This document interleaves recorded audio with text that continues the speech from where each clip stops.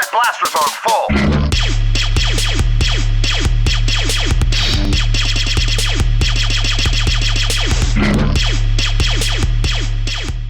What's up guys, Gripe here with another review, and today we're going to check out a figure I have highly been anticipating. It is the SH Figuarts Star Wars Force Awakens Captain Phasma figure.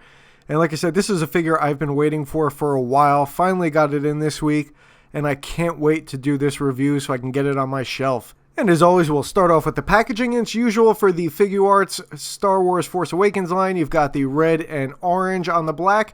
You've got the Force Awakens logo on the top right, big window with the figure and accessories with the Star Wars and Figuarts logos on that. Name of the figure below that, and the Tamashii Nations and Bandai logos in the bottom right. And on the side of the box, you've got a close-up of the figure itself, the Star Wars logo above that with the name of the figure, and the Figuarts and Disney logos below. And on the back, you've got a close-up of the figure, a few different poses, as well as a picture of the blaster rifle and the Star Wars and Figuarts logos. And on the side, you've got the usual graphics for the Figuarts Star Wars line.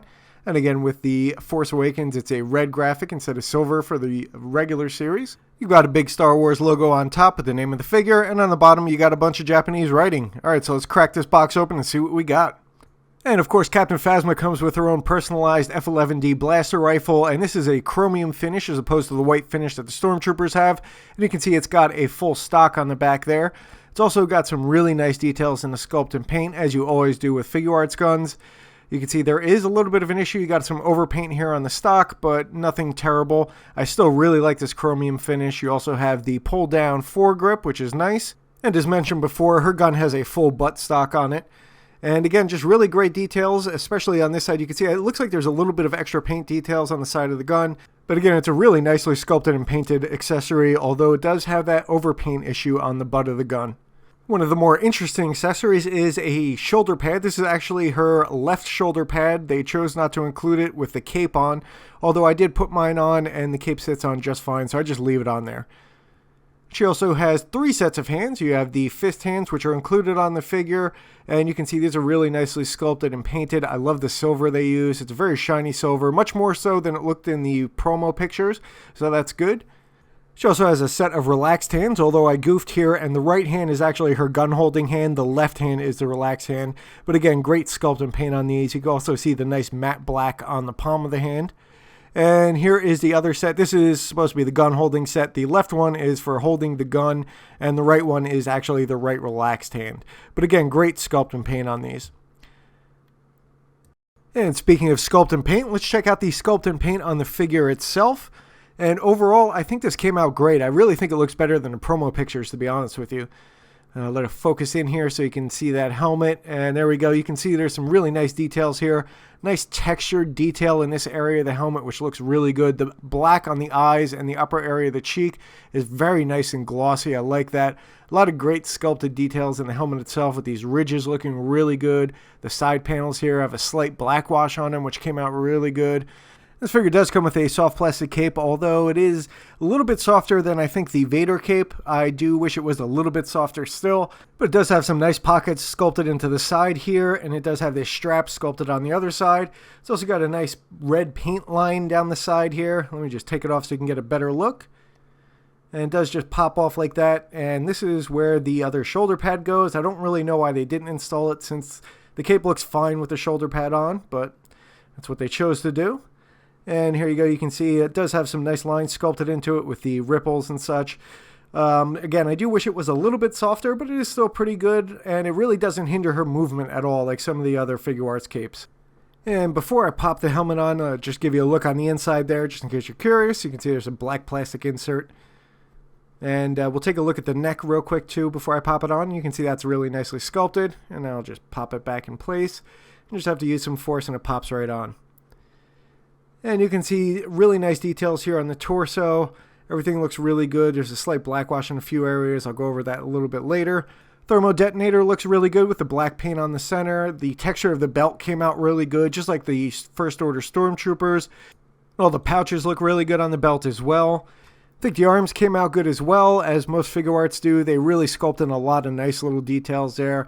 And you can see all these have a little bit of a black wash on them, all these areas on the chest here. And these belt pouches all look really good, like I was saying before. You can see there's some details on the back of them as well. And the silver paint is applied great. There's really no issues with the lines on it, and everything is nice and solid. You can't really see any plastic colors peeking through. Came out really good. You can see here as well, all these little details on the leg looks great, and all of that has black wash on it. And the only other issue aside from the gun is this bit of black wash I got on the thigh here, which is a little disappointing, but it's really not that noticeable until you get close up. Again, you can see all the black wash on these latches here on the leg armor. And I think it came out really good. I wasn't expecting a black wash. They did show a bit of a black wash in the promo pictures, but it was all over the figure. And I like that they were a lot more selective with it here. Again, nothing on the feet as far as texture or tread goes, but the legs came out really good as well. I think the armor was really well sculpted. And I was a really big fan of the black wash they applied on this figure. So now I'll check out the articulation on the figure. And as always, Figuarts does a pretty good job with this. The head articulation is good, although I wish she looked up higher. That's as high as she goes. And you can see it's not really limited by the helmet hitting the armor. It's more of an inside issue with the joint. She does look down quite a ways though, which is nice. And there is a joint at both the top and bottom of the neck, so you can get a little bit of a shimmy there. And you do have full rotation on the head. You can get that all the way around. You can also get a really nice pivot on the head. As you can see, that allows for some pretty expressive poses. The neck also moves side to side. The shoulder pads are nicely articulated. Those are actually on a double hinge joint. There's a hinge at the base of the shoulder and another one at the shoulder pad. You can also rotate those completely around if you want. And that allows you to get some good movement on the arms. The shoulders are nicely articulated. You can really get that arm moved around inside there. And you can raise the arms up a pretty good amount. You're getting well over straight, which is nice. You can also rotate the arm completely around. And you can get a little bit of a twist there at the shoulder joint. You can also rotate at the bicep. And it does have nicely double jointed elbows. You can see you get a really good bend on there, which is one of the biggest problems with the Black Series. You also have rotation at the forearm. And the wrists are swivel and hinge. And you can rotate those all the way around. And you can get a pretty good hinge on these, although mine is a little stiff. And as always with these, depending on how you rotate the hand within the joint itself, you can get different angles of hinge on it, which is nice. And as with most Figuarts figures, this has a really good diaphragm joint. Even with the armor, you can get a good amount back, as well as forward. You can really get her far forward there, which is nice. And you can also rotate completely around. You also have a lot of movement side to side, although one of the things you do have to be careful of is sometimes the lip will get on the top of the torso plastic there like that. And so you just kind of have to shimmy it over and you're good to go. But you can see just how far side to side she goes. And the waist is also fully articulated. You can get a little side to side on that. You can also get some good forward and back movement, as you can see. And you do have full rotation as well. So when you add in the diaphragm and the waist, you can really get some good torso movement. And as I said before, all the pouches on the belt are hinged, which is nice. And that also allows the legs to get extra movement, so it's not hindered. And you can get those out pretty wide, actually. They go out about that far. You can get them a little bit farther, although they won't stay there. They do kind of spring back. She has a pretty good kick forward, almost 90 degrees. And she also has a pretty good kick back as well. You can see you're getting maybe 30 degrees or so. And of course, if you go out away from the body, you'll get it a little bit farther as it goes along the curve of the butt there. You do have rotation at the top of the thigh. And you're about limited there and there when it hits the armor. It kind of stops the rotation. She does have really good double jointed knees. You can see you are a little limited because of the armor, but you can get a pretty good bend. You're well over 90 degrees. There is no rotation at the knee, although the foot does rotate. Again, you're limited because of the armor here. It does hit on the sides, so that's about as much rotation as you can get. She's also a little limited in the ankle movement. Again, the armor hits, so that's as far down as you're going and as far up. She does have a pretty good pivot. You're getting probably 30 degrees in either direction. And she does have articulated toes, and you can get those up almost 90 degrees, but you cannot go any farther down than straight. And now I'll check out the size and scale of the figure, and she stands at just over 6¼ inches tall. And here she is next to the Black Series First Order Stormtrooper on the left and the Figuarts First Order Stormtrooper on the right. And I have to say they scaled her pretty well because she is taller than the Stormtroopers in the movie, so it's definitely pretty accurate as far as scale and size goes.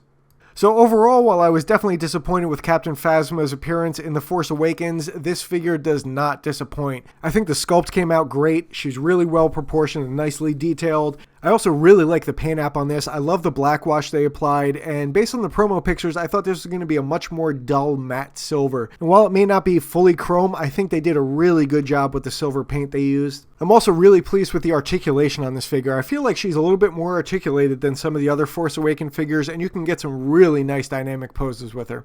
I also think they did a great job with her gun. I love the chromium finish on there, although I was disappointed by the overpaint. But really, aside from that and the issue with the black wash on the thigh, this figure came out pretty much perfect in my opinion. This is a really great Captain Phasma figure. Alright guys, I hope you enjoyed the review, and as always, subscribe for more.